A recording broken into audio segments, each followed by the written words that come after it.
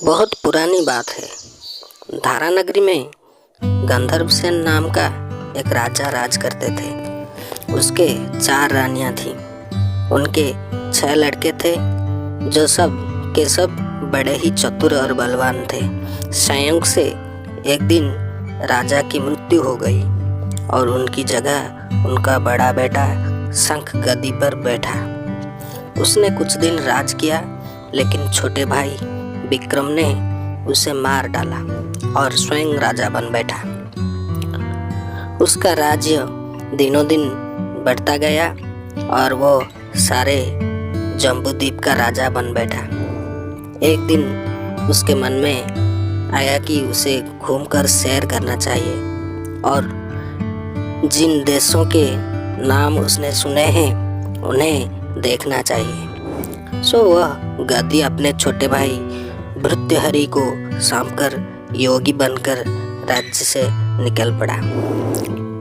उस नगर में एक ब्राह्मण तपस्या करता था। एक दिन देवता ने प्रसन्न होकर उसे एक फल दिया और कहा कि इसे जो भी खाएगा वह अमर हो जाएगा। ब्राह्मण ने वह फल लाकर अपनी पत्नी को दे दिया और देवता की बात भी बता दी।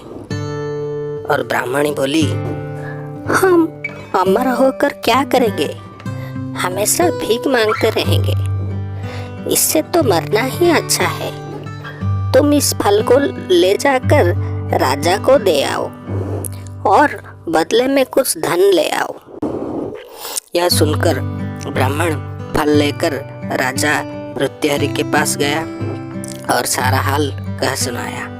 भृत्यहरि ने फल लेकर ब्राह्मण को 1 लाख रुपए देकर विदा कर दिया। भृत्यहरि अपनी एक रानी को बहुत चाहता था। उसने महल में जाकर वह फल उसी को दे दिया।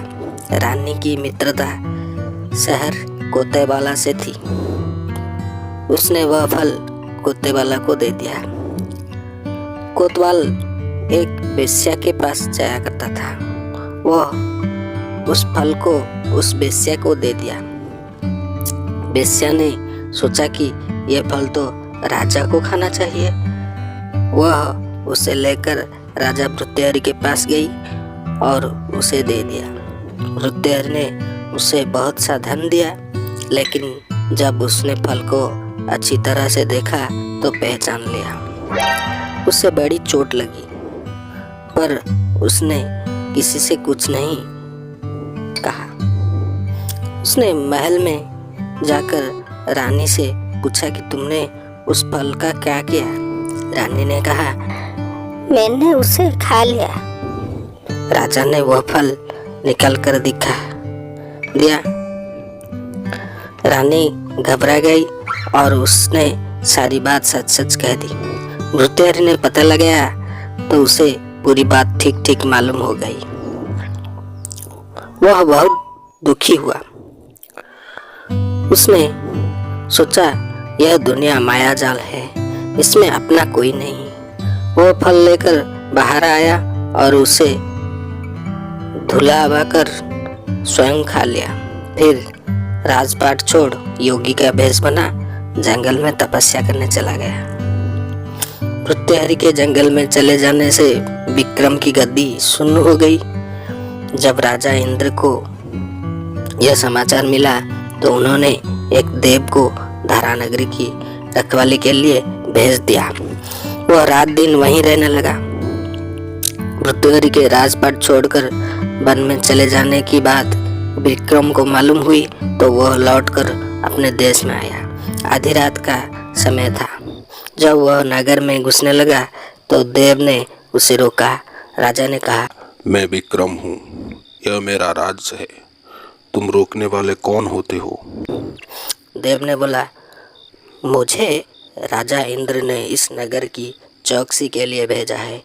तुम सच्चे राजा विक्रम हो तो आओ, पहले मुझसे लड़ो। दोनों में लड़ाई हुई। राजा ने जरा सी देर में देव को पछाड़ दिया।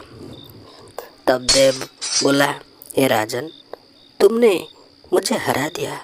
मैं तुम्हें जीवन दान देता हूँ। इसके बाद देव ने कहा, राजन, एक नगर और एक नक्षत्र में तुम 3 आदमी पैदा हुए थे। तुमने राजा के घर में जन्म लिया, दूसरे ने तेली के और तीसरे ने कुम्हार के घर में जन्म लिया। तुम यहाँ का राज करते हो। तेली पाताल का राज करता है। कुम्हार ने योग साध कर तेली को मारकर शमशान में पिशाच बना सिरस के पेड़ से लटका दिया है। अब वह तुम्हें मारने के फिराक में है, उससे सावधान रहना।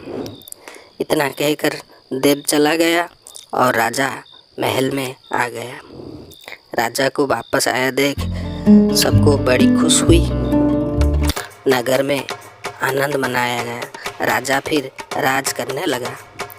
एक दिन की बात है कि शांतिशील नाम का एक योगी राजा के पास दरबार में आया और उसे एक फल देकर चला गया।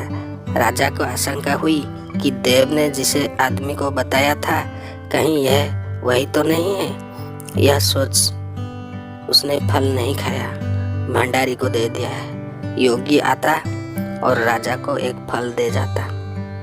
संयोग से एक दिन राजा अपना अस्तबल देखने गया था। योगी वहीं पहुंचा और फल राजा को हाथ में दे दिया। राजा ने उसे उछाला तो वह हाथ से छूटकर धरती पर गिर पड़ा। उसी समय एक बंदर ने झपट कर उसे उठा लिया और तोड़ डाला। उसमें से एक लाल निकला, जिसकी चमक से सबकी आंखें चौंधिया गई। राजा को बड़ा अचरज हुआ। उसने योगी से पूछा, आप यह लाल मुझे रोज क्यों दे जाते हो? योगी ने जवाब दिया, महाराज, राजा, गुरु, ज्योतिष, वैद्य और बेटी, इनके घर कभी खाली हाथ नहीं जाना चाहिए। राजा ने भंडारी को बुलाकर पीछे के सब फल मंगवाए। तुड़वाने पर सब में से एक लाल निकला। इतने लाल देखकर राजा को बड़ा हर्ष हुआ। उसने जौहर को बुलाकर उनका मूल्य पूछा। जौहर बोला, महाराज, ये लाल इतने कीमती हैं कि इनका मोल करोड़ों रुपए में भी नहीं आंका जा सकता। एक एक लाल एक एक राज्य के बराबर। यह सुनकर राजा योगी के हाथ पकड़कर गद्दी पर ले गए। बोला, योगीराज, आप सुनी हुई बुरी बातें दूसरों के सामने नहीं कही जाती। राजा उसे अकेले में ले गया। वहां जाकर योगी ने कहा, महाराज, बात यह है कि गोदावरी नदी के किनारे स्मशान में एक मंत्र सिद्ध कर रहा हूँ। उसके सिद्ध हो जाने पर मेरा मनोरथ पूरा हो जाएगा। तुम एक रात मेरे पास रहोगे तो मंत्र सिद्ध हो जाएगा। एक दिन रात को हथियार बांधकर तुम अकेले मेरे पास आ जाना। राजा ने कहा, अच्छी बात है। इसके उपरांत योगी दिन और समय बताकर अपने मठ में चला गया। वह दिन आने पर राजा अकेला वहां पहुंचा। योगी ने उसे अपने पास बैठा लिया। थोड़ी देर बैठकर राजा ने पूछा, महाराज, मेरे लिए क्या आज्ञा है? योगी ने कहा, राजन, यहाँ से दक्षिण दिशा में 2 कोस की दूरी पर स्मशान में एक सिरस का पेड़ पर एक मुर्दा लटका है। उसे मेरे पास ले आओ। तब तक मैं यहाँ पूजा करता हूँ। यह सुनकर राजा वहां से चल दिया। बड़ी भयंकर रात थी। चारों ओर अंधेरा फैला था। पानी बरस रहा था। भूत प्रेत शोर मचा रहे थे। सांप आकर पैरों में लिपटते थे। लेकिन राजा हिम्मत से आगे बढ़ता गया। जब वो सामने में पहुंचा तो दिखता क्या है कि शेर दहाड़ रहे हैं, हाथी चिंघड़ रहे हैं, भूत प्रेत आदमियों को मार रहे हैं। राजा बेधड़क चलता गया और सिरस के पेड़ के पास पहुंच गया। पेड़ जड़ से फुनगी तक आगे से दहक रहा था। राजा ने सोचा, हो न हो, यह वही योगी है जिसकी बात देव ने बताई थी। पेड़ पर सर से बंधा मुर्दा लटक रहा था। राजा पेड़ पर चढ़ गया और तलवार से रस्सी काट दी। मुर्दे नीचे फिर पड़ा और दहाड़ मार मार कर रोने लगा। राजा ने नीचे आकर पूछा, तू कौन है? राजा का इतना कहना था कि वह मुर्दा खिलखिल कर हंस पड़ा। राजा को बड़ा अचरज हुआ। तभी वह मुर्दा फिर पेड़ पर लटका। राजा फिर चढ़कर ऊपर गया और रस्सी काट मुर्दे का बगल में दबा। नीचे आया, बोला, बता तू कौन है? मुर्दा चुप रहा। तब राजा ने उसे रास्ते में वह मुर्दा बोला, मैं बेताल हूँ, तू कौन है और मुझे कहाँ ले जा रहा है? राजा ने कहा, क्या मेरा नाम विक्रम है? मैं धारा नगरी का राजा हूँ। मैं तुझे योगी के पास ले जा रहा हूँ। बेताल बोला, मैं एक शर्त पर चलूंगा। अगर तू रास्ते में बोलेगा तो मैं लौट कर पेड़ पर लटक जाऊंगा। राजा ने उसके बात मान ली। फिर बेताल बोला, पंडित, चतुर और ज्ञानी, इनके दिन अच्छी अच्छी बातों में बीतती है, जबकि मूर्खों के दिन कला और नींद में। अच्छा होगा कि हमारी राह भली बातों की चर्चा में बीत जाए। मैं तुझे एक कहानी सुनाता हूँ, ले सुन। आगे एपिसोड देखने के लिए कृपया मेरे चैनल को सब्सक्राइब कीजिए और बेल आइकन को दबाइए।